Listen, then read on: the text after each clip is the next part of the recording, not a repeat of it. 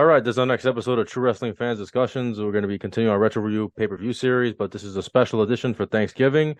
This is going to be Survivor Series 1997, the Montreal Screwjob. Happy Thanksgiving, everyone. Yes, happy Thanksgiving, everybody. And this is going to be a nice little holiday treat for you as we cover the biggest, I guess it was the biggest wrestling story of 1997. Even up to still to this day, they still talk about it. Yeah. Hell, it was just posted a few weeks ago on the 25th anniversary of it. So it was a big deal. And, we've covered it in our episode, and we'll cover a little bit of it here. We won't go into too many details on it. But in any event, November 9th, 1997 in Montreal, Quebec, Canada, Survivor Series 1997, almost 21,000 fans on hand for this. And this one was it was a pretty good card. I got to admit, there was only one replacement in this. The Patriot was, I believe, injured. Yeah, you got hurt. And so newcomer Steve Blackman took over on Vader's Team USA, that blunder of a team. So we kicked it off with the Headbangers and the new Blackjacks. Yeah, I know. Anything with new with 2000 doesn't work. And Okay. really, all this looked at was Wyndham and Bradshaw looked just out of shape. They just looked like two guys you found in a bar, brought into and said, "Let's fight." Pretty much. Against the New Age Outlaws, Road Dogg and Billy Gunn, and the Godwins. And I love when the Road Dogg came out, how he refers to them. He goes, "Oh, look in the ring, we got steers and queers." Oh, Jesus. This was the start of something awesome, man. Mm-hmm. And the match was pretty good. The Outlaws were the sole survivors in this. Before that, I mean, I love how they come out and they stole the Blackjacks hats. Well, they weren't the New Age Outlaws yet. No, they were just Billy Gunn and Road Dogg, No. Jesse James. They hadn't established themselves yet, but they were getting there. And they showed how Mosh had gotten they took the boombox and completely shattered it over his head. I mean, they were just doing things that was unheard of. And there was really only one blunder in this whole thing, and that was Billy Gunn completely missed when he hit Mosh to pin him, and Mosh sold it even though he wasn't even hit. I mean, that was bad. But other than that, the match itself wasn't bad. I don't know. I didn't care for it. I thought it was. This was mainly for the Outlaws to get their star raised. Pretty much, this was the only team that was worth watching in this. The only team that was going to be rising. Right. Because in a couple of months, they're the tag team champions. Yeah. So it wasn't a bad match. It was 15 minutes. It was a good opener.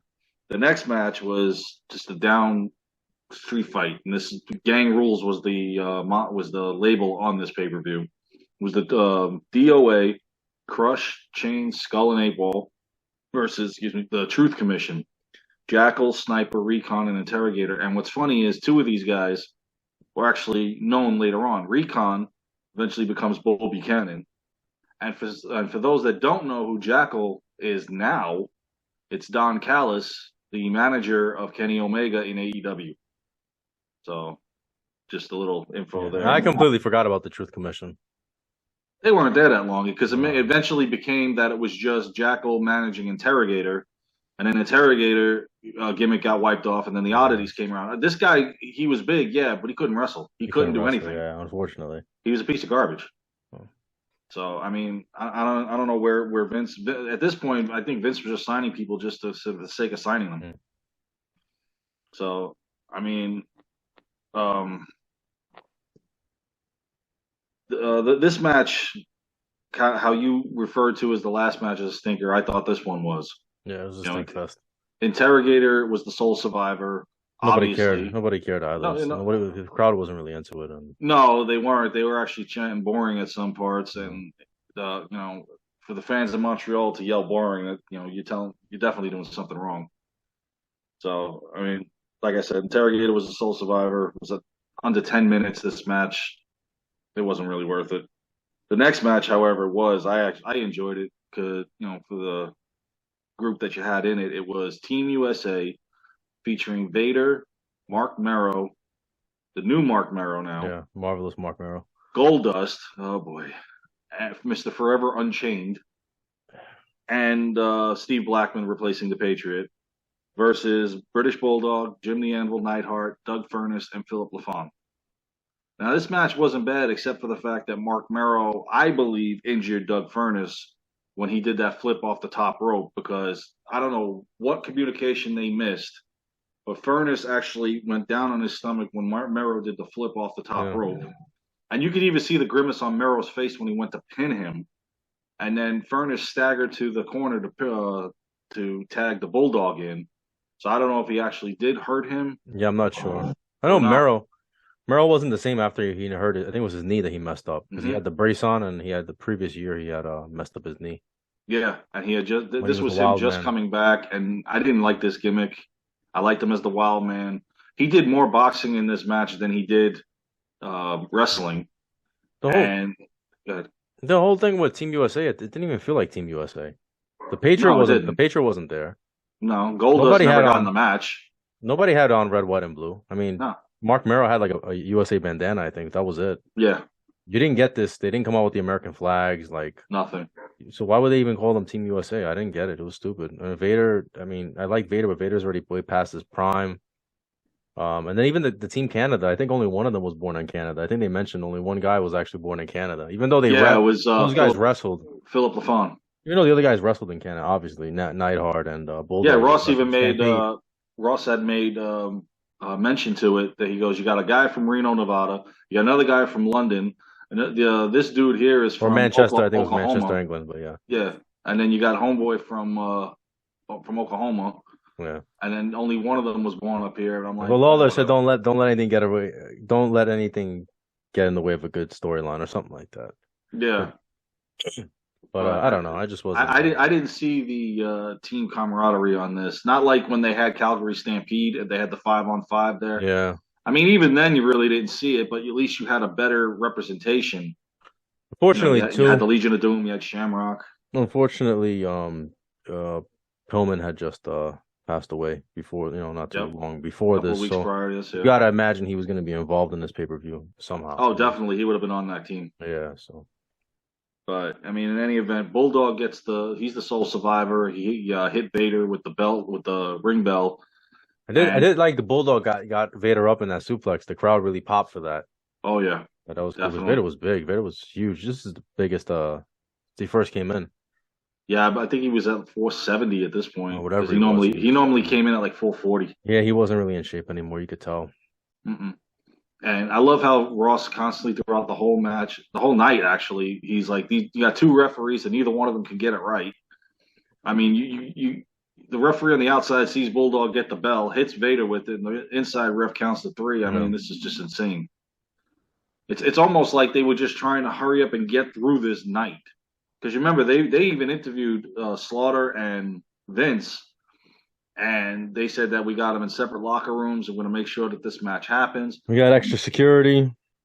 Again, and I've said this before, and I'll say it when we get to the main event. This all could have been avoided by taking the title off him prior to this match. Mm-hmm. Yeah. That's all I'm going to say until we get to the main event. Our next match was the pay-per-view debut of Kane versus Mankind, and this is when they had the eerie red light. Yeah. When he first started, which was terrible. And, yeah, because it didn't even work when they did it with Bray Wyatt when he came out a few years ago. Well, they didn't learn their lesson. They did it. Hey, let's try it again. It worked so well in '97. Yeah, no, it never worked. I couldn't stand the red light. No, it was terrible. I like the build-up though. They showed the video package of. It was awesome. The rivalry with Mankind and Kane, and then they showed with the Undertaker. Now I love that line by Paul Bearer. Welcome to your worst nightmare. Or how about Kane is alive? Your brother is alive, Undertaker. Great. That's great stuff, man. That's great stuff. The storytelling for that into '98 was just classic with the two of them. And then, of course, he takes out Dude Love, and now you got the Mankind persona. It would have been cool for me if it was Cactus Jack that came out. Yeah. And tried to lay Kane out, but I guess they didn't want to hurt that character.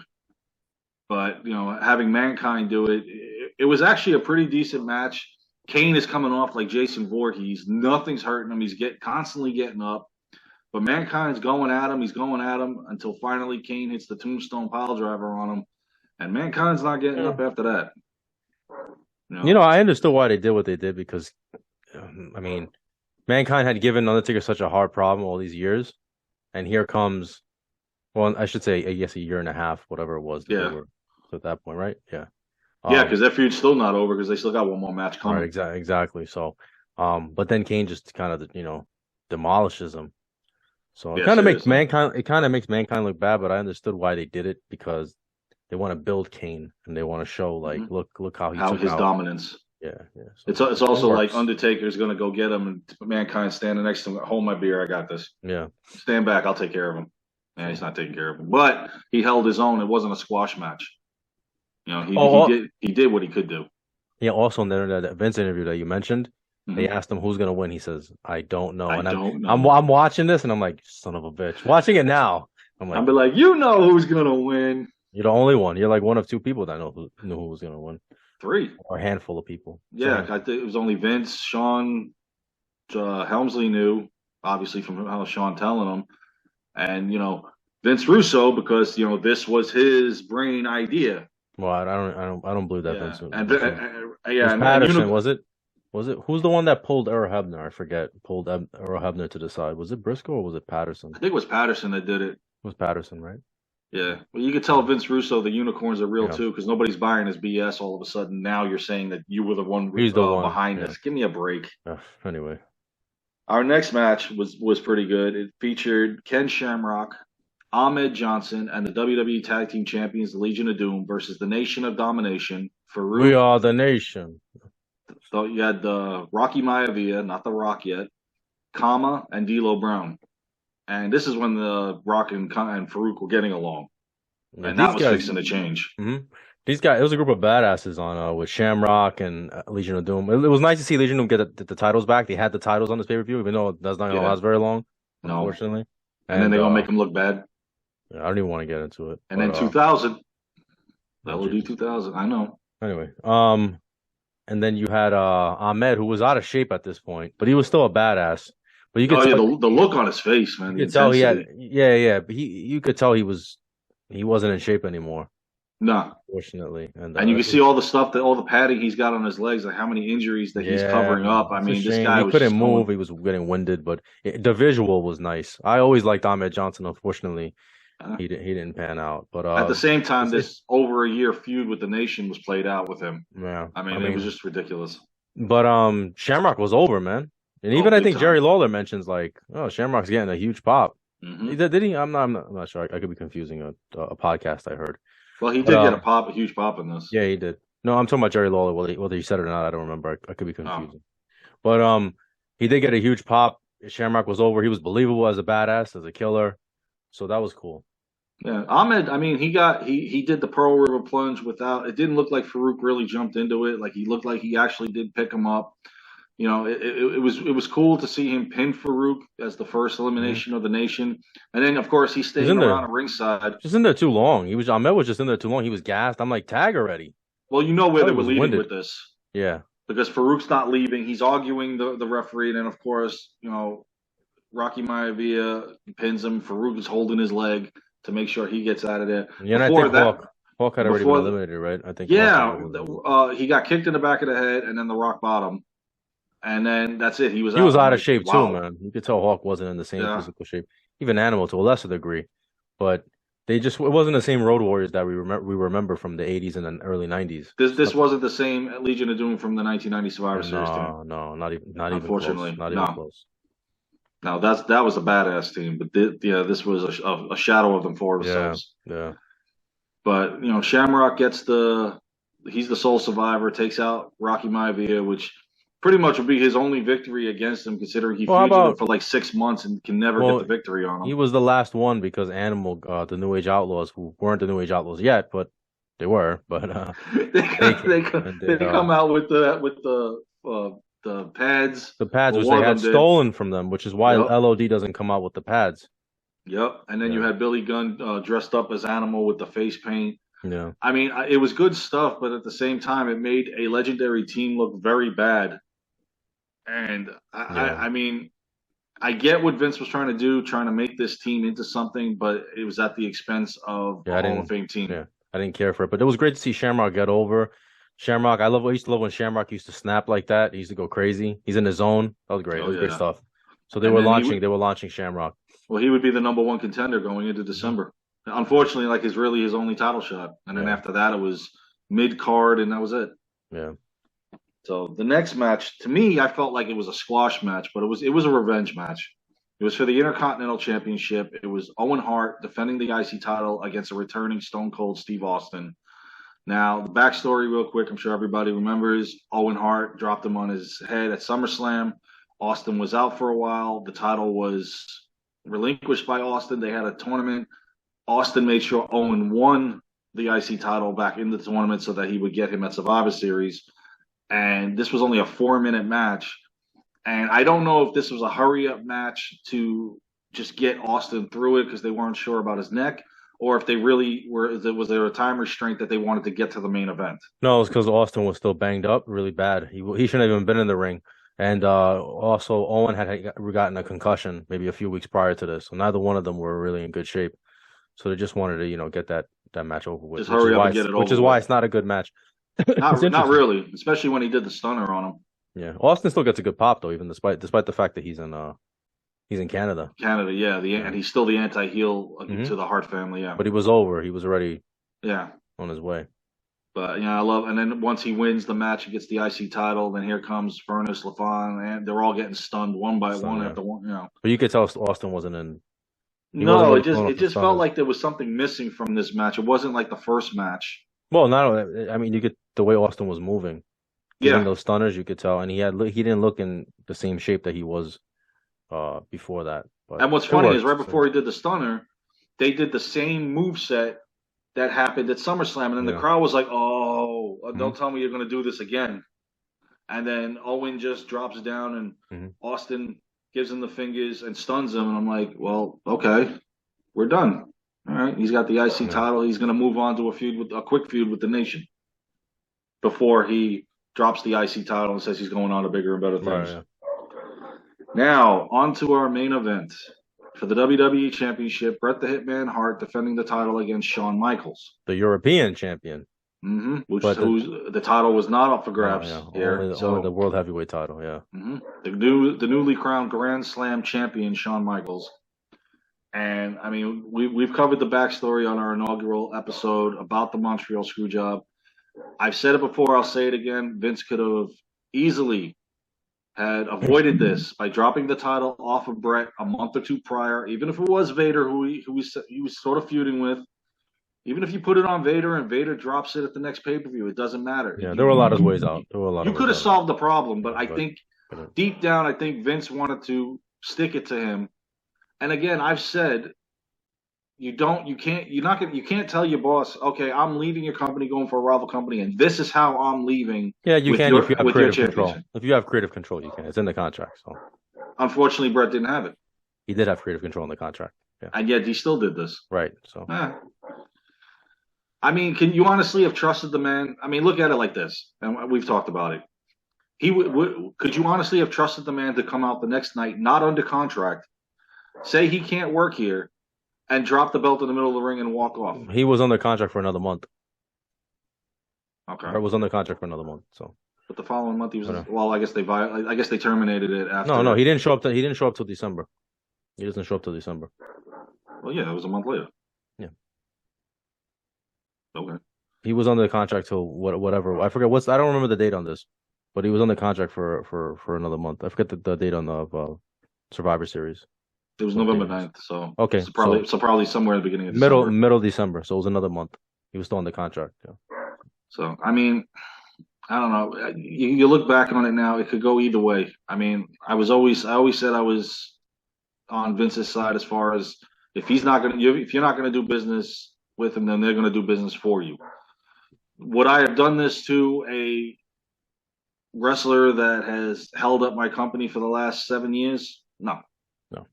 But he did. It was a mess. I did like I did like the video, the way they showed behind they showed them going out to the ring. It's funny because you can catch Bulldog like just walking in the background when DX is about to walk out. Yeah, I saw that. You hear like the music. This different type of music that like revving up the crowd. and Yeah, then they the showed, doom, doom, doom, yeah, doom, yeah. doom, Then doom, Sean is doom. talking, and that was Yeah, cool. I like that. where do we even go? I don't know where we're going. I like how they showed behind.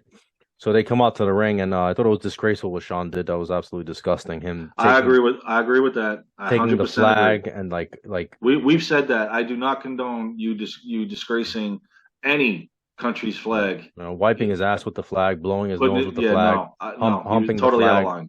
Totally out of line. Somebody threw soda on him too. Hmm? I mean, they shouldn't have done that, Fucking acid on him. but Well, still, they're because pissed off. well, that was before Sean did that. It was as he was walking. He had Yeah, he's just walking taken the down the flag aisle and they hit it. and then they threw him. But I didn't care for any of that. It was it's kind of sad. It's nice and sad to see Brett's son had the flag in the back because Yeah, he didn't know what was about to happen. none of them did. They came out. Brett had an ovation, crazy pop. Of course, he's a Canadian hero. Comes out to the ring with the Canadian flag, and basically it just turns into a street fight. They don't ring the bell until about 10 minutes later. They're Seriously, just fighing. I always wondered why they never just labeled this a street fight. Yeah, but No disqualification street fight. yeah, but it was cool because we had waited 18 months for this, so it was a build up. They hated each other, so that was a nice story that they were gonna tell. Unfortunately, the ending isn't what it was supposed to be, but No. it was a nice story of it. It was like a brawl, a street fight, and then they finally get into the ring. It's like 8 to 10 minutes, whatever it is. Yeah, and They Vince is finally get back there telling him, "You got to get him in the ring. So We got to have this," because Vince is down there the whole entire time of the match. Which I thought when I first watched this, I'm like, "Well, that's weird. Why is Vince... Brett was just like whipping his ass too. Oh, he was destroying him. Yeah. And some of those shots that they both gave each other were for real. Mm-hmm. You could see it. When he did that suplex, he really put the force into it on the floor. I mean, they were just going back and forth, and when they finally got in the ring, and the original ending of the match was supposed to be Shawn Michaels, cocky as he is, going for the sharpshooter, Bret Hart reversing it, and it was supposed to be Bret for the victory and retaining the title. That was one of the versions that they came up with. Another one was supposed to be a run-in. Well, the run-in was the run-in was what it was going to be. So he was going to get him the sharpshooter. He was going to reverse it, and then they were actually going to go into that. Actually explains why Triple H was already at ringside when the match was called, because he must have been on his way down to do it. Well, supposedly. Well, he already knew. Yeah, exactly. He knew what was going to happen. So there was like a whole 10 minutes left. The match was supposed to go about half an hour or whatever it is. Yeah, it was only on like 20 minutes. Right. It was supposed to go half an hour. So it was 1/3 of the match left. And we don't know exactly the spots they were going to do within that match, but Brett said that we were going to have a really good match, which I have no reason to believe. And if anybody could pull it off, it's those two guys. Exactly. And then it was going to be like a schmoz ending where there's a big run in or whatever. And that wasn't to be. So it's a disgrace when he puts him in the sharpshooter, and Brett, he actually puts the sharpshooter wrong, and Brett tells him no, it's the other leg, puts him in the sharpshooter. They ring the bell. They didn't smarten up Jim Ross or Lawler to what was happening, so they don't even know what's going on. I think JR says something like Brett quit or something like that, but you could see it's like he's confused. He doesn't know, and he's a lot of controversy. Yeah. And it was, Brett gets up, he spits on Vince. Sean's acting like he's pissed off. He's upset. He grabs the belt. He asked Vince something. Vince like, he spit in my face, because you can see him the lips, and then Sean's grabbing the belt, all pissed off. You see Briscoe is hurrying, getting him out of the ring, and then once he gets to the Hebner took off the stage area. Yeah, Hebner was gone. Sean then does the celebration.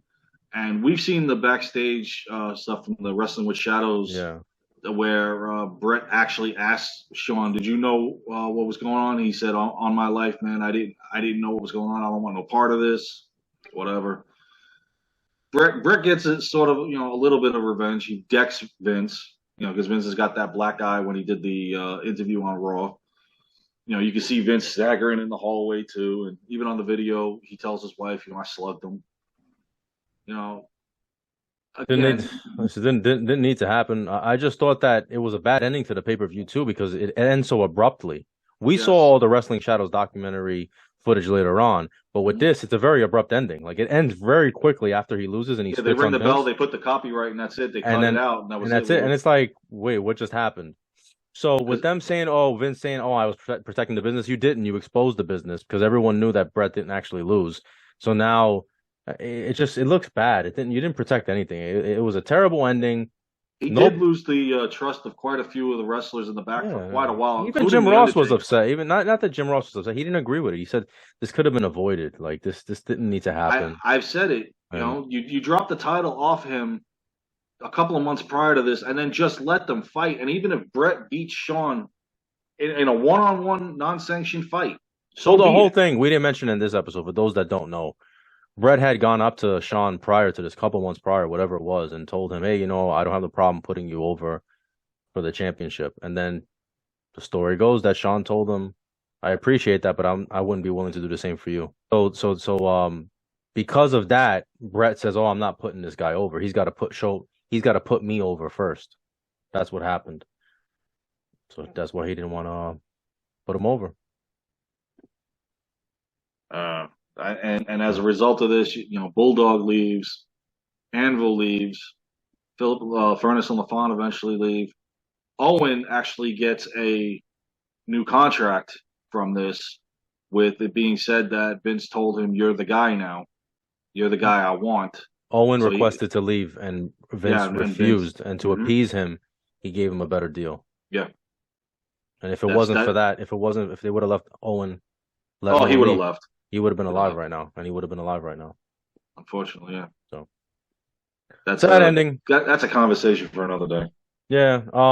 This pay-per-view I didn't think was that good, to be honest with you. Right? It was okay. You had star power, but with Stone Cold being injured and Owen being injured and them going out there only for a few minutes, not being able to deliver us the match that they're fully capable of, the main event getting destroyed because of Vince. This pay-per-view on paper should have been much better than what it was. Well, on paper it was, but the execution just wasn't there. They couldn't. Vince he literally trashed the whole thing. Yeah, and nobody remembers. Everybody just remembers this for the Montreal Screwjob. Nobody remembers anything else on this card, pretty much. No, yeah, the November 9th, 1997. If Survivor Series 97, first thing anybody's going to say is, "Oh, Brett and Sean." Yeah, that's it. They're not going to say anything else. They're going to say, "Oh, that was Kane's debut and pay-per-view." No, nothing. No, it's unfortunate. So, and this was the night that the Mr. McMahon character was born. So unintentionally, but yeah. Yeah. I mean, again, I always said I favored Vince, but you look back on it now and you see the different angles. I'm kind of like 50-50 now with it. And again, I've said it 100 times. I'll say it one more time. He just could have avoided this by taking the title off the man a month prior, and then you just have a regular old non-sanctioned fight at Survivor Series, and it's over and done with. But why he insisted on putting this for the belt, I don't understand. You could have this was a problem you could have avoided, Vince. Really? Yeah, pretty much. So that's our Survivor Series review. Sad, man. I know. I hate watching this. You guys we got it out of the way. We're done with it now. Yeah. You make sure to like, comment, subscribe, and happy Thanksgiving again. And we'll see you guys soon. Take care.